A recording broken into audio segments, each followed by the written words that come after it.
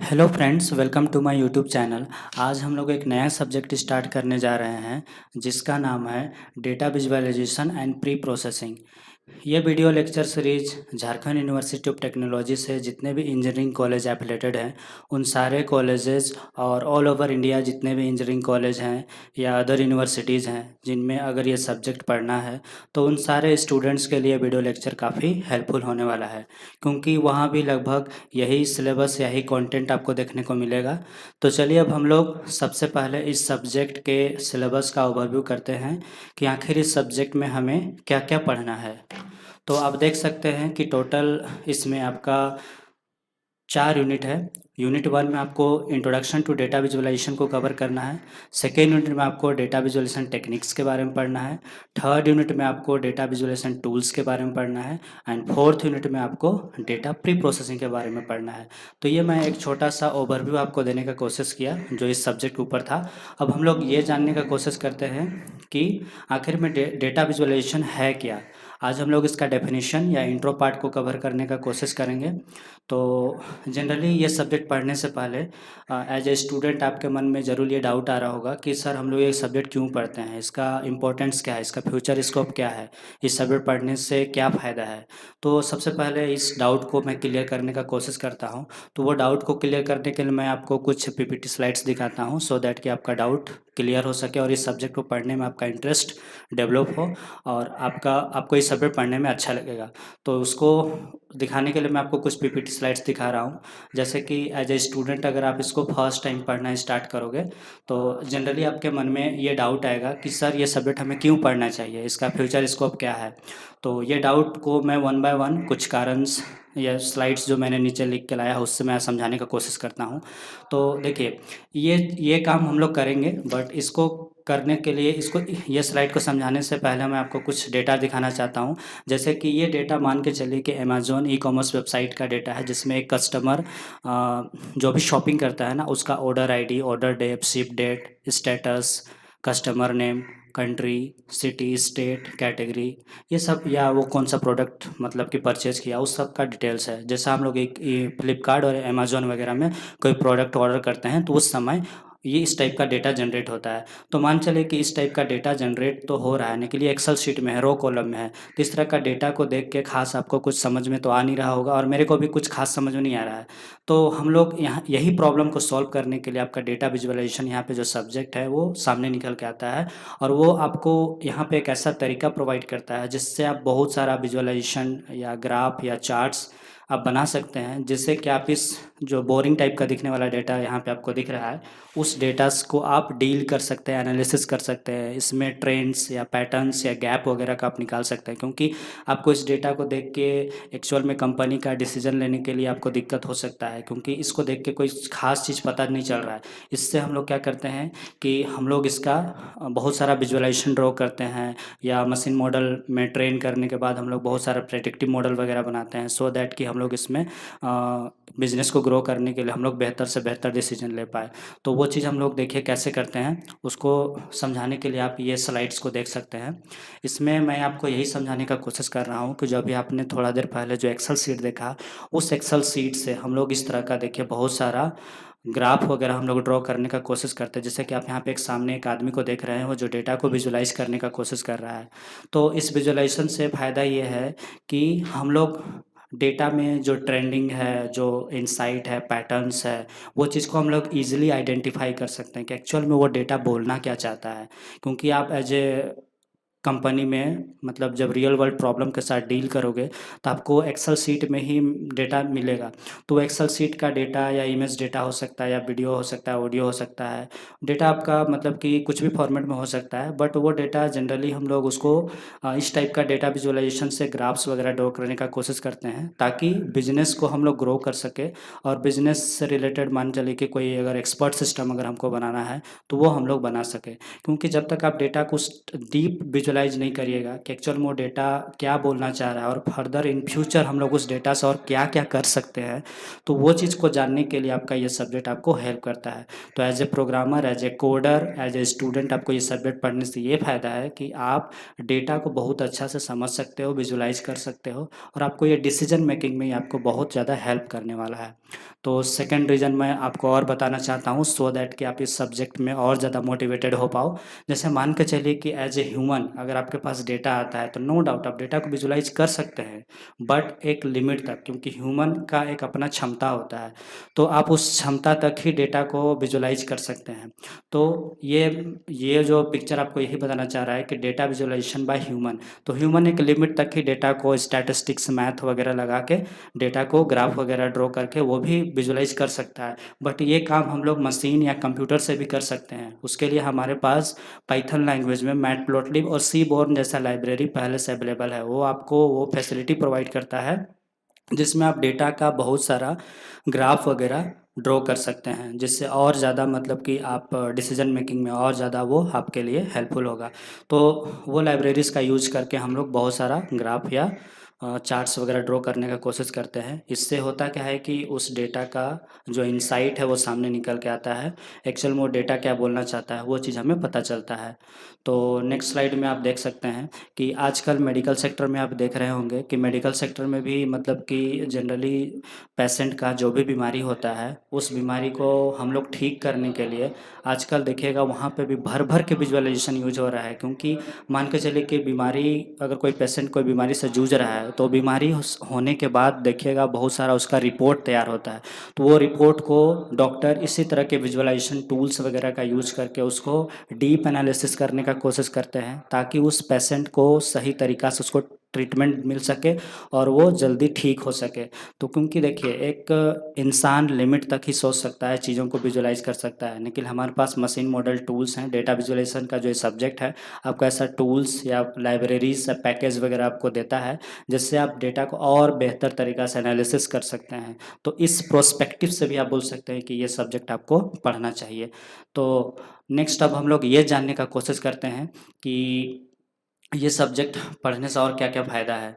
तो उसको समझाने के लिए अब मैं कुछ जो डेफ़िनेशन लिख के लाया हूँ वो आपको समझाने का कोशिश करता हूँ कि एक्चुअल में ये सब्जेक्ट मतलब कि आपको बोलना क्या चाहता है। तो देखिए मैंने वो ही विजुअलाइजेशन वाला पिक्चर को यहाँ पे मतलब फिर से आपको दिखाने का कोशिश किया है। अब हम लोग समझते हैं कि एक्चुअल में ये जो सब्जेक्ट का नाम है ना, आप देख रहे होंगे कि ये 2 वर्ड से मिलके बना है, एक डेटा और एक विजुअलाइजेशन। तो सबसे पहले अगर आज हम लोग समझने का कोशिश करते हैं कि what is data and what is visualisation. तो डेटा मतलब होता है रॉ फैक्ट या प्रोसेस डेटा। अगर ये लाइन अगर आपको नहीं समझ में आ रहा है तो इसको समझाने के लिए मैं आपको थोड़ा-सा अपना जो देसी लैंग्वेज है उसमें आपको समझाने की कोशिश करता हूँ कि मान के चलिए कि सपोज़ दैट आप खेत में गए, खेत से सीधा सब्ज़ी लाए और सीधा मतलब कुकिंग स्टार्ट कर दिए। तो वहाँ पे जो आप डेटा यूज़ कर रहे हैं ना, और वो ऐसा ऐसा हम लोग जनरली करते नहीं हैं। तो वो एक्चुअल में वो डेटा जो आपने सीधा मतलब कि काम स्टार्ट कर दिया, सीधा खेत से लाए और उसको सीधा कुकिंग स्टार्ट कर दिए, तो वो एक्चुअल में अनप्रोसेस्ड डेटा है। वो उससे टेस्टी फूड या अच्छा खाना नहीं बनेगा। तो वही चीज़ को हम लोग, वही प्रॉब्लम को दूर करने के लिए हम लोग क्या करते हैं, खेत से जो सब्ज़ी लाते हैं पहले उसको धोते हैं, साफ़ करते हैं, उसको मतलब बढ़िया शेप में पहले हम लोग काटते हैं, फिर बहुत सारा मतलब कि जो स्पाइस मसाला वगैरह है वो सब डाल के बढ़िया से कुकिंग करके एक टेस्टी फॉर्मेट में लाने का कोशिश करते हैं। तो सेम ऐसा बोल सकते हैं कि रॉ डेटा या प्रोसेस डेटा मतलब होता है कि एक्चुअल में जब आप रियल वर्ल्ड में जो आपको इस तरह का जो डेटा मिलेगा ना, इस डेटा में हो सकता है कि कोई डुप्लीकेट डेटा हो, कोई रो मिसिंग हो, या तो आउटलायर्स हो, या तो कुछ इनरिलेवेंट डेटा आपको यहाँ पे देखने को मिले। तो वो सब चीज़ को पहले हम लोग मतलब यहाँ से साफ़ करते हैं, क्लीन करते हैं। तो यही जो हम लोग चीज़ को यहाँ पे कर रहे हैं ना कि मतलब कि जो भी यहाँ पे दिक्कत है डेटा के साथ, जो डेटा सही फॉर्मेट में नहीं है, उसको ठीक करने का जो कोशिश कर रहे हैं ना, वही चीज़ को हम लोग बोल रहे हैं आपका प्रोसेसिंग। मतलब कि डेटा को सबसे पहले हम लोग को प्रोसेस करके ठीक करना होता है सो दैट कि उसमें हम लोग कोई फर्दर डेटा विजुअलाइजेशन कर पाएँ और उससे जो पैटर्न, इनसाइट या ट्रेंड्स है वो चीज़ हम लोग निकाल पाएँ। तो देखिए रियल वर्ल्ड में आप कंप्यूटर की दुनिया में आपको इस तरह का डेटा देखने को मिलेगा। जैसे कोई एक आदमी दूसरे आदमी से मैसेज में बात कर रहा है तो वो टेक्स्ट डेटा से बात कर रहा है, टेक्सचुअल डेटा का यूज़ हो रहा है, नंबर्स का यूज़ हो रहा है। आप मान चलिए बहुत सारा इमेज वगैरह देखते हैं गूगल्स में तो वो इमेज डेटा है, वीडियो वगैरह देख रहे हैं तो ऑडियो वगैरह सुन रहे हैं, तो ये सब कंप्यूटर की दुनिया में डेटा ही है। तो हम लोग को यही सब डेटा का यूज़ करके हम लोग को आगे विजुअलाइजेशन वगैरह करना होता है, ताकि आप अभी देख रहे होंगे जिस तरह का चैट जीपीटी है या तो फिर आपका जितना भी इमेज जनरेटिंग वाला एआई टूल्स है जिसमें हम लोग मतलब कि अपना मतलब इमेजिनेशन को डालते हैं कि हमें इस तरह का इमेज तुम जनरेट करके दो, तो वो सब चीज़ जनरली हो पा रहा है बिकॉज ऑफ डेटा की वजह से। हमारे पास ऐसा मॉडल या मतलब कि ऐसा प्लेटफॉर्म बना हुआ है जिसमें बस आप मतलब कि कोई भी क्यूरी सबमिट कीजिए, आपको उससे रिलेवेंट आपको इन्फॉर्मेशन वहाँ पे वो जनरेट करके वो दे देगा। तो वो सब बिकॉज ऑफ हो पा रहा है यही डेटा की वजह से। तो आप ऐसा बोल सकते हैं कि डेटा मतलब कि रॉ फैक्ट या प्रोसेस डेटा। तो इसको समझने के लिए मैं आपको एक अनदर एग्जांपल भी देना चाहता हूँ। जैसे मान के चलिए कि सपोज डैट ईंट जब बनता है ना, ईंट बोले तो ब्रिक्स, एक्चुअल में बनने से पहले वो एक्चुअल में मिट्टी था, तो वो मिट्टी कैसा था, अनप्रोसेस्ड था। तो आप उसको बोल सकते हैं कि वो अनप्रोसेस्ड डेटा है। आप उसको मतलब डायरेक्ट यूज़ नहीं कर सकते हैं।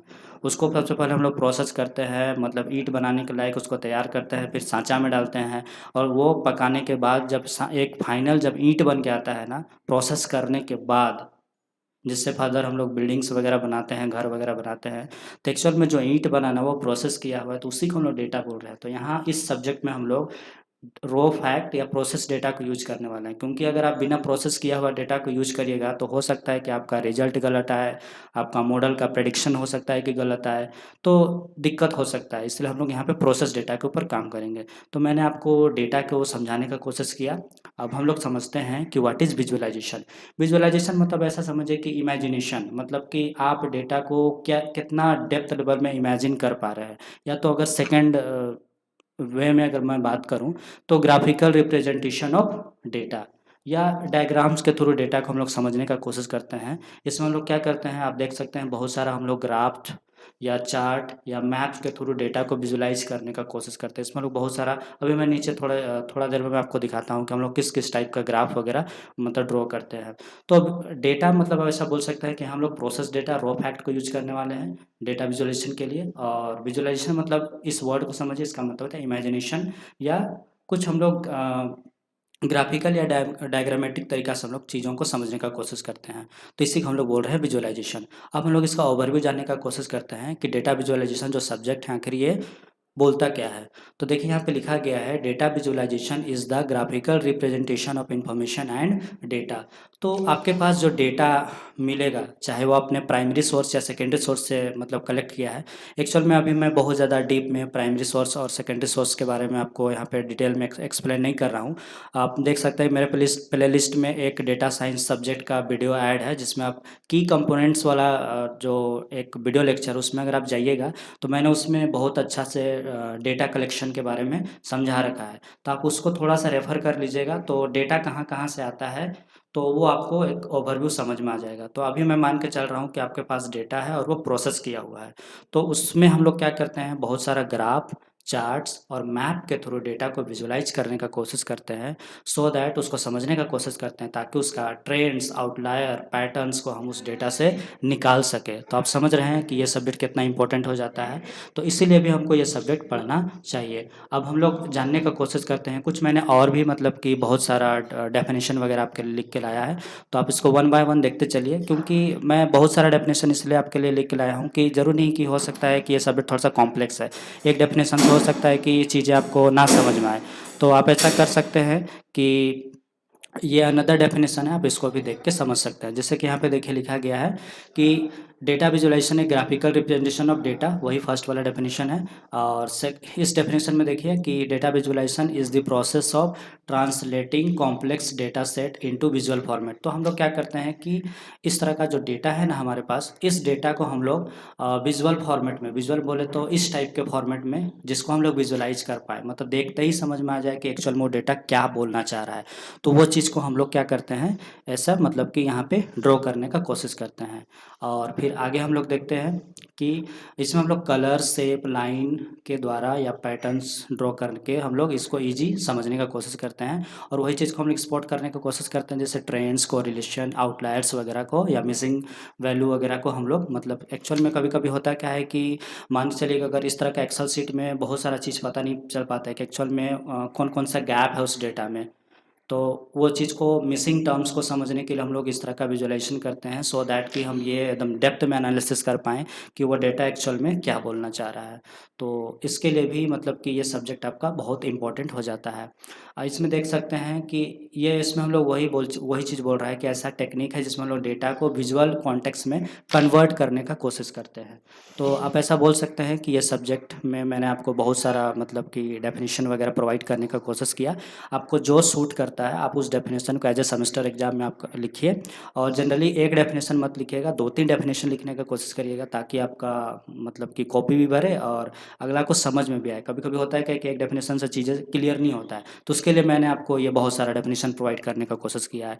तो इसमें भी देखिए कि कन्वर्टिंग न्यूमेरिकल या categorical data into graphical representation. हम लोग जब डेटा टाइप्स पढ़ेंगे, मतलब कि आपको बहुत सारा टाइप्स पढ़ना है डेटा का, तो उस समय हम लोग स्पेशली न्यूमेरिकल डेटा और कैटेगोरिकल डेटा को और अच्छा से पढ़ेंगे। बस आप ऐसा समझिए कि आपके पास जो डेटा होगा ना, उस डेटा को हम लोग ग्राफ में रिप्रेजेंट करके चीज़ों को यहाँ समझने का कोशिश करते हैं, विजुअलाइज करने का कोशिश करते हैं।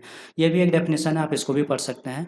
अब हम लोग आगे देखते हैं कि एक्चुअल में as a programmer, as a coder आपको करना क्या होगा। देखिए, रियल वर्ल्ड में जब आप किसी कंपनी में, किसी ऑर्गेनाइजेशन में जब आप काम करिएगा, तो आपको इसी टाइप का डेटा सेट या डेटा फ्रेम देखने को मिलेगा, जिसमें एक्सेल शीट में आपको इस तरह का डेटा प्रोवाइड किया जाएगा। तो आपको करना क्या होगा एज ए बिजनेस एनालिस्ट या डेटा एनालिस्ट, आपको करना क्या होगा। आप देखिए, आफ्टर एनालिसिस आपको इस तरह का बहुत सारा, जैसे लाइन प्लॉट हो गया, पाई प्लॉट हो गया। देखिए, लाइन प्लॉट इस टाइप का दिखता है। मान चलिए कि अमेजोन का ये प्रोडक्ट का कैटेगरी जो भी है, उसका ये अप एंड डाउन फॉल को बता रहा है। एक्चुअल में देखिए, लाइन ग्राफ का यूज हम लोग मतलब ट्रेंडिंग्स को, कि मतलब ग्राफ के थ्रू हम लोग ये जानने का कोशिश करते हैं कि एक्चुअल में मेरा सेल में या प्रॉफिट में किस टाइप का अप एंड डाउन है या ट्रेंड्स है, वो चीज़ को हम लोग मतलब कि यूज करते हैं। तो डोंट वरी, हम लोग जब एक एक ग्राफ के बारे में जब डेप्थ में पढ़ेंगे, तो उस समय हम लोग और अच्छा से इसको समझने का कोशिश करेंगे कि लाइन ग्राफ किन किन जगह पे यूज़ किया जाता है, कब यूज़ किया जाता है, कब यूज़ करना चाहिए, मतलब कि सही रहेगा। तो वह सब चीज़ हम लोग उस समय जानने का कोशिश करेंगे। बस अभी आप ऐसा समझिए कि एज ए प्रोग्रामर या रियल वर्ल्ड में जब आपको इस टाइप का काम करने के टाइम में डेटा मिलेगा, तो आप देखिए इस तरह का बहुत सारा चीज़ आप ड्रॉ करने का कोशिश करते हैं। जैसे देखिए, पाई प्लॉट हो गया, जिसमें हम लोग सेल के बारे में बता रहे हैं कि कोई पर्टिकुलर प्रोडक्ट इतना सेल हुआ 58%, कोई पर्टिकुलर प्रोडक्ट आपका 23% सेल हुआ, फिर 10%, 9%, इस टाइप का एनालिसिस हम लोग डेटा से कर पाते हैं। इसी टाइप से हम लोग देखिए बार प्लॉट भी डिजाइन करते हैं, फिर हिस्टोग्राम्स वगैरह ड्रॉ करने का कोशिश करते हैं।